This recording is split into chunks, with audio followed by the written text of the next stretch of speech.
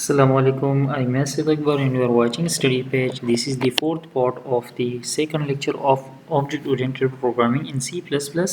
In this lecture, we are going to study about recursion. What means by recursion?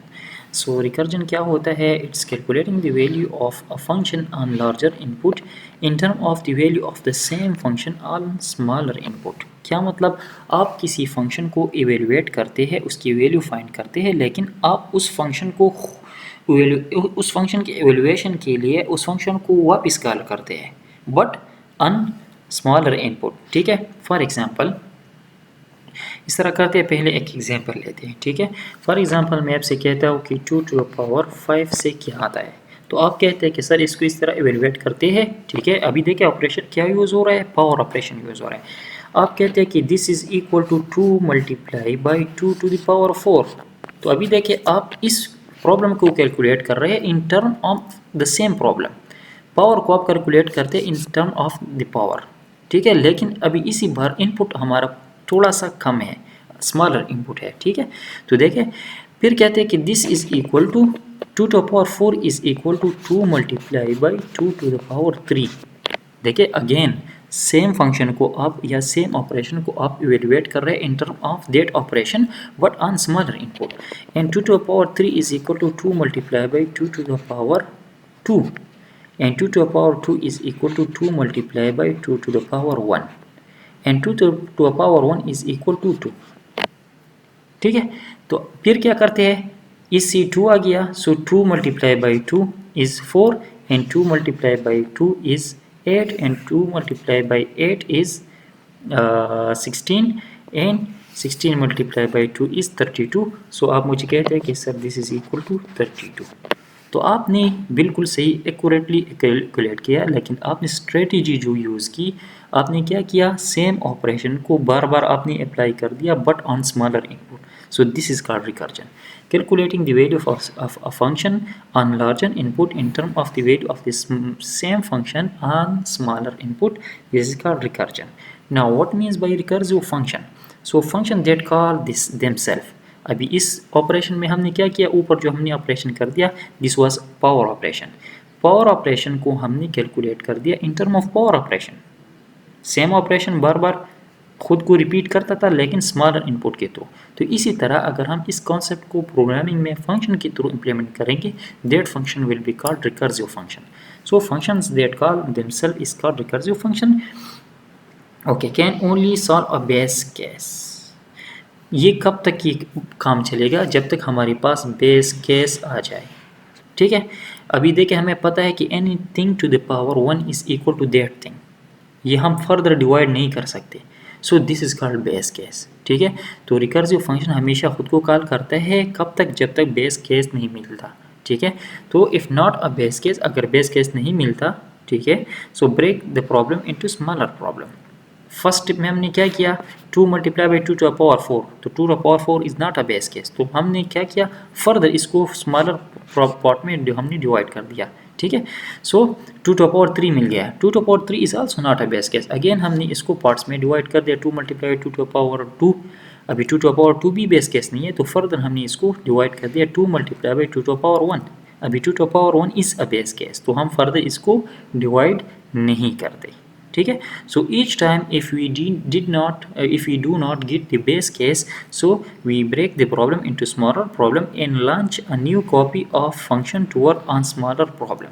हर बार जब हमें base case नहीं मिलता तो हम सेम प्रॉब्लम को रिपीट करते हैं और न्यू कॉपी लॉन्च करते हैं to work on smaller problem. क्या मतलब, 2 टू पावर 4 हम कैलकुलेट कर रहे थे, लेकिन this is not a base case. तो देखिए जो ऑपरेशन हमने इस स्टेप में किया था, सेम वही ऑपरेशन हम यहाँ कॉपी कर रहे हैं, फिर सेम ऑपरेशन हम यहाँ कॉपी कर रहे हैं। ठीक है, डूइंग सो इसी तरह हम क्या करते हैं, slowly converges toward the base case की तरफ हम रफ्तार जाते हैं। And function make call to self inside the return statement. जब हमारे पास बेस केस मिल जाता है, ठीक है, ओके, फंक्शन में हम रिटर्न स्टेटमेंट में खुद उस फंक्शन को कॉल करेंगे। ठीक है, जब प्रैक्टिकली देखेंगे तो इसकी फिर से ही समझ आएगी। ठीक है, eventually base case gets solved, answer was way back up solve entire problem. Eventually हम इस तरह आहिस्ता आहिस्ता जाते हैं बेस केस की तरफ, और जब बेस केस मिल जाता है तो फिर वापस हम इस तरह आ जाते हैं और पूरा प्रॉब्लम जो है हमारा सॉल्व हो जाता है। ठीक है, सो this is how recursion works. तो यहाँ पर दो एग्जांपल है, इन एग्जांपल को अभी डिस्कस करते हैं कि रिकर्जन के थ्रू हम इन प्रॉब्लम को किस तरह सॉल्व करते हैं। तो जिस तरह फॉर ऑपरेशन को हमने in the form of recursion represent किया है, इसी तरह फैक्टोरियल अगर हम किसी नंबर का फाइंड करते हैं तो वो भी हम यूजिंग रिकर्जन कर सकते हैं। For example 5 factorial is equal to what. तो अगर हम देखें तो 5 factorial is equal to 5 multiply by 4 factorial. तो अगेन देखें 5 factorial we are calculating the factorial of 5 in terms of the factorial of 4, and then a factorial of 4 is equal to 4 multiplied by factorial of 3.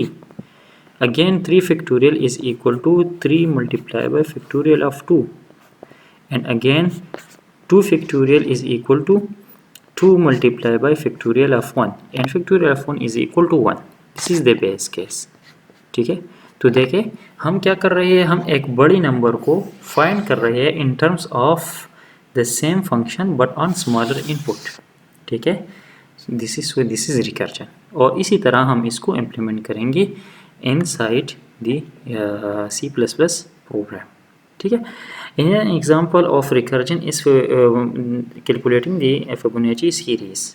ठीक है, Fibonacci series क्या है? Fibonacci जिस तरह mathematical series हमारे पास होते हैं, तो ये भी उसी तरह एक मैथमेटिकल सीरीज़ है जिसमें हर एक नेक्स्ट नंबर जो होता है वो प्रीवियस टू का सम होता है, और ये स्टार्ट होता है 0 और 1 से। मीन्स फर्स्ट नंबर 0 होगा, सेकंड नंबर 1 होगा, नेक्स्ट नंबर जो आएगा हर नेक्स्ट नंबर प्रीवियस टू का सम होगा।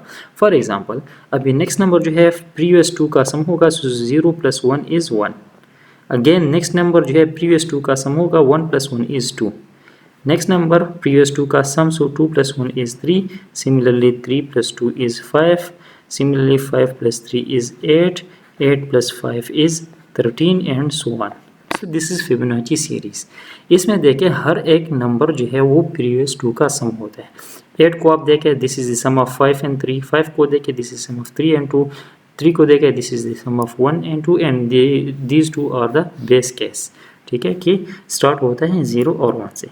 तो अगर फिबोनाची को आप रिकर्जन के फॉर्म में रिप्रेजेंट करना चाहे तो Fibonacci of a number n is equal to Fibonacci of n-1 plus Fibonacci of n-2। ठीक है, किसी भी नंबर की फिबोनाची को फाइंड करने के लिए आसान तरीका यह है कि उससे पहले नंबर का फिबोनाची और उससे पहले नंबर का फिबोनाची दोनों ऐड कर दें। ठीक है, अभी Fibonacci of n-1 will be equal to Fibonacci of n-2 plus Fibonacci of n-3। Similarly Fibonacci of n-2 will be equal to Fibonacci of n-3 plus Fibonacci of n-4। और इसी तरह जब आप फिबोनाची ऑफ 1 फिबोनाची ऑफ 0 पर आएंगे, so this is equal to Fibonacci of 0 is equal to 0 and Fibonacci of 1 is equal to 1।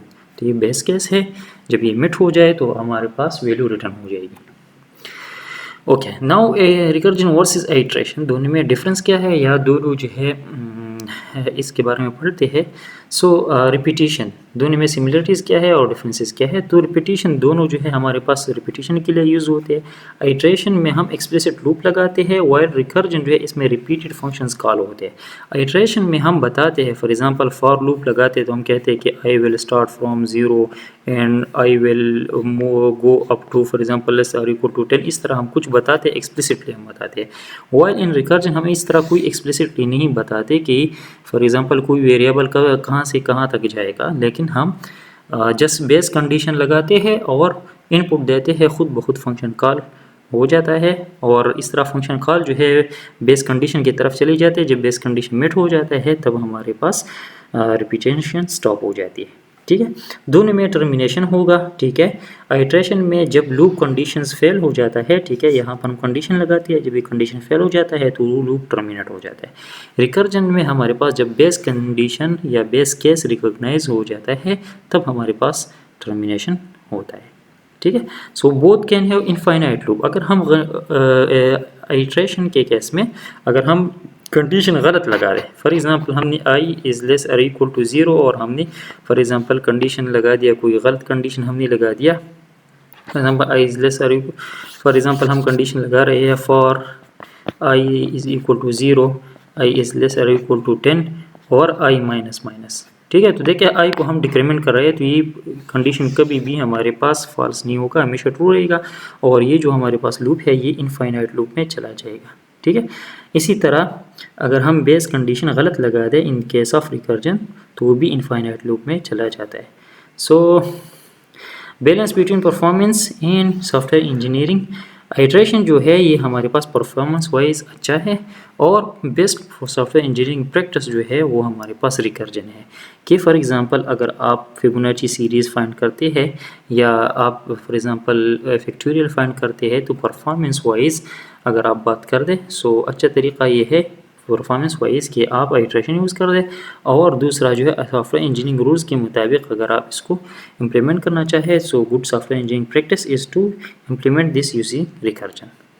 Now next video में इसको हम प्रैक्टिकल इम्प्लीमेंट करेंगे रिकर्जन्स को, और ये जो 3 एग्जाम्पल है इन तीनों एग्जाम्पल्स को हम इम्प्लीमेंट करेंगे। So keep watching the videos. Thank you so much. अल्लाह हाफिज़।